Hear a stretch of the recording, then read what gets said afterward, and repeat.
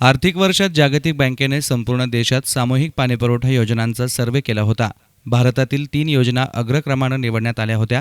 उत्कृष्ट नियोजन आणि नफ्यात असलेली येवला तालुक्यातील 38 गाव पाणीपुरवठा ही एकमेव योजना असल्यानं देशातील सर्वोत्कृष्ट पाणीपुरवठा योजना ठरली होती।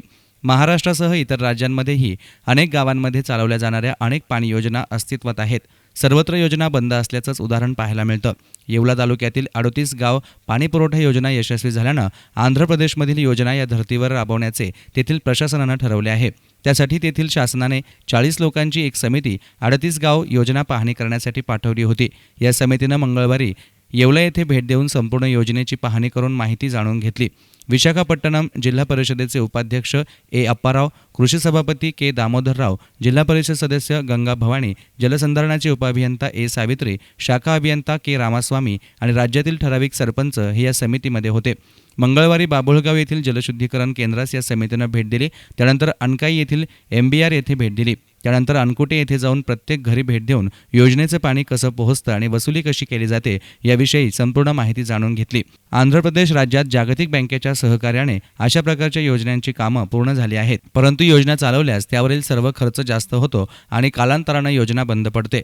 त्यामुळे महाराष्ट्रात प्रायोगिक तत्वावर स्थानिक समितीमार्फत चालवण्यात आलेली आणि यशस्वी असलेली ही एकमेव योजना असल्यानं आंध्र प्रदेश शासनाने या समितीस अभ्यास दौऱ्यासाठी येवला येथे पाठवले आहे। 38 गाव पाणी पुरवठा समितीचे पाणी वितरण, पाणीपट्टी वसुली आणि कामाचे नियोजन पाहून अभ्यास दौऱ्यासाठी आलेल्या समितीने समाधान व्यक्त केले आहे। याप्रसंगी 38 गाव पाणीपुरवठा समितीचे अध्यक्ष सचिन कळमकर, मोहन शेलार, संभाजी पवार, बाळासाहेब लोखंडे, संजय बनकर, प्रवीण गायकवाड, विठ्ठल आडशेरे, बाळासाहेब गुंड, गटविकास अधिकारी सुनील आहिरे, शाखा अभियंता अशोक बिन्नर, उत्तम घुले, सतीश बागुल, अनकुटेच्या सरपंच जिजाबाई गायकवाड, बापूसाहेब गायकवाड आदींसह पदाधिकारी उपस्थित होते। आंध्र प्रदेश विशाखापट्टनम डिस्ट्रिक्ट से आए हुए हैं।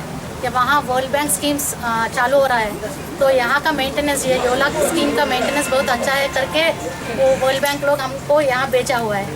तो यहाँ का मैंने जो लोग है ना बहुत कोऑपरेट करते हैं हम लोग से, और हमारा लोकल बॉडीज़, जेपीटीसीज और ऑफिशियल्स, गवर्नमेंट ऑफिशियल्स सब लोग यहाँ आके यहाँ मेंटेन कैसे करते हैं वो देखने के लिए वहाँ से आए हैं। तो हम यहाँ बहुत इंस्पायर हुआ है और इसका जो टेक्निक्स है ना वहाँ इम्प्लीमेंट करने के लिए यहाँ आए। त्यांनी भारत देशातून 3 योजना निवडल्या होत्या। त्यामध्ये आपल्याला आंध्रामध्ये त्यांनी ज्या टायमाला त्यांची बोलवणं केलं होतं त्यावेळेस तर त्यांनी आपल्या 38 गाव योजनेचे काही लोकांना तिथं बोलवलं होतं। त्यामधून त्यांनी या 3 योजनांचा सर्वे केल्यानंतर त्यांना ही 38 गाव पाणी पुरवठा योजना आदर्श दिसली आणि इथं या धर्तीवर त्यांनी नवीन योजना चालू केली।